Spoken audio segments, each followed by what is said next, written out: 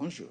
Le plus que parfait, c'est un temps qui se conjugue de façon simple. On conjugue d'abord l'auxiliaire être ou l'auxiliaire avoir à l'imparfait et on rajoute le participe passé du verbe. Regardez par exemple, le verbe c'est voir. Vous voyez, voir. Son participe passé, ça va donner vu. Vous prenez n'importe quel verbe, vous dites j'ai vu. Voir donne vu. Donc participe passé de voir, c'est vu. Vous prenez le verbe comprendre, vous allez dire j'ai compris ou j'avais compris. Le participe passé de comprendre, c'est compris. Savoir, j'avais su. Participe passé de savoir, c'est su. Donc, vous voyez, le verbe voir qui est ici, pour le conjuguer au plus que parfait, je dois d'abord prendre l'auxiliaire avoir. Okay, j'avais, tu avais, il avait. Et tout simplement, je rajoute les participes passés qui ne changent pas. En anglais, c'est exactement la même chose, mais c'est encore plus simple. Je prends l'auxiliaire have, que je conjugue au passé, et je rajoute tout simplement le participe passé du verbe to see, qui est ici, see, qui donne saw, seen. Donc, seen est le participe passé. Saw, c'est le prétérit. Donc, ça, c'est un verbe irrégulier. On verra la conjugaison avec les verbes réguliers. Donc, ici on se pose la question, à quel moment on utilise le plus que parfait? Le plus que parfait, ou en anglais le past perfect, s'emploie pour parler d'un événement qui s'est déroulé avant un autre événement passé. Lorsque vous êtes arrivé, when I arrived, I realized that I had seen this movie. Donc, lorsque je suis arrivé, j'ai réalisé que j'avais déjà vu ce film. Donc, vous aviez déjà fait l'action, vous arrivez pour revoir le film et vous apercevez que c'est le même film que vous aviez déjà regardé. Vous voyez, c'est dans ce sens qu'on utilise le plus que parfait. J'avais déjà vu le patron lorsqu'il est arrivé. I had already seen the boss when he arrived. Je l'avais déjà vu. Ça, c'est la première action. Après, il est arrivé. Alright. Ici, on va prendre le verbe to explain. Expliquer, par exemple. Le verbe expliquer. Et on va le conjuguer au plus que parfait. C'est-à-dire plus perfect. Plus perfect. Ou past perfect. Je vais mettre past perfect. Past perfect. Donc, vous savez très bien que pour conjuguer un verbe au plus que parfait en français, attention, il faut savoir d'abord comment on conjugue au plus que parfait. L'auxiliaire doit être toujours à l'imparfait.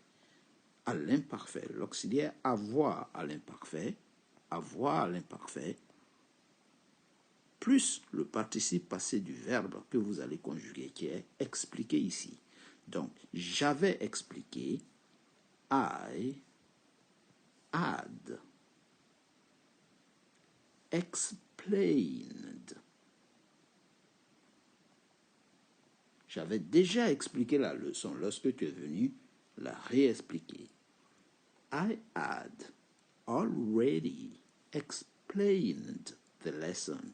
Donc ici, vous pouvez mettre already. Déjà. So no need to recommence. Pas besoin de recommencer. Tu avais déjà expliqué. You had. You had. Donc, il n'y a pas de changement en anglais. C'est la même chose du début à la fin. You had explained. C'est la même chose. Ça, c'est un verbe régulier. Donc, vous allez voir que explained, c'est toujours des ED à la fin. Vous voyez, les verbes réguliers sont plus faciles. Pourquoi? Parce que on les reconnaît. Le prétérit, ça donne explained, mais le participe passé va donner aussi explained. Donc, c'est la même chose au prétérit et au participe passé. Il avait expliqué. He had explained. All right. before you ask him, avant que tu ne le lui demandes, il l'avait déjà expliqué. He had already explained the lesson. She had already explained the lesson. She had explained.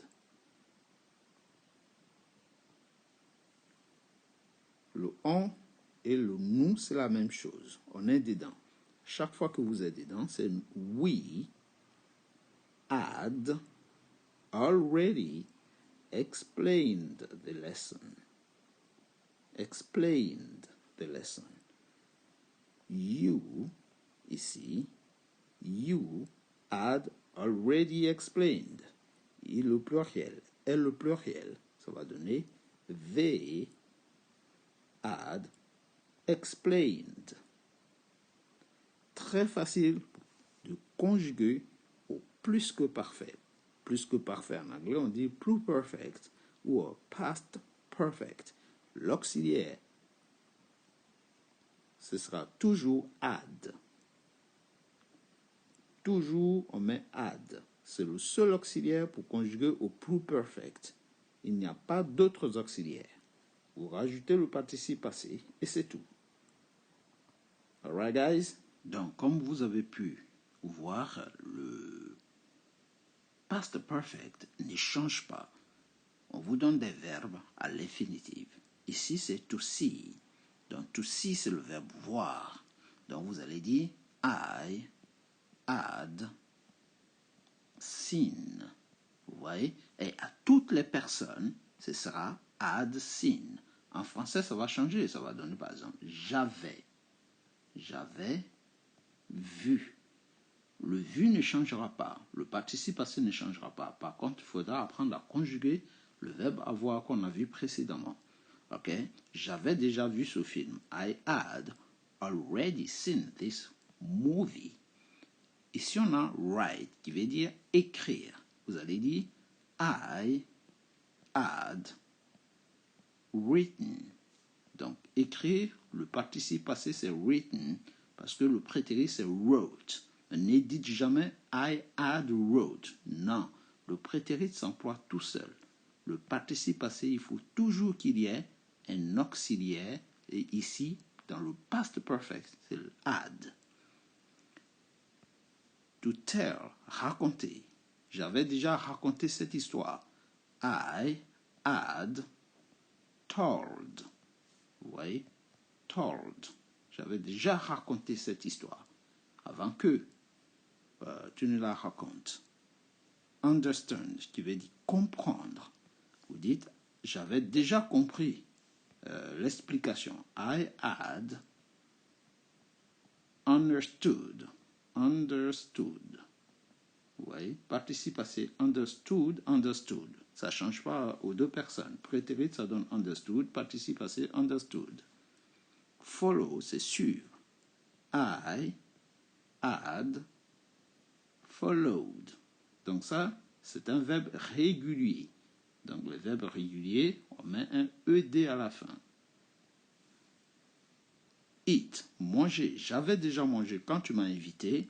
I had eaten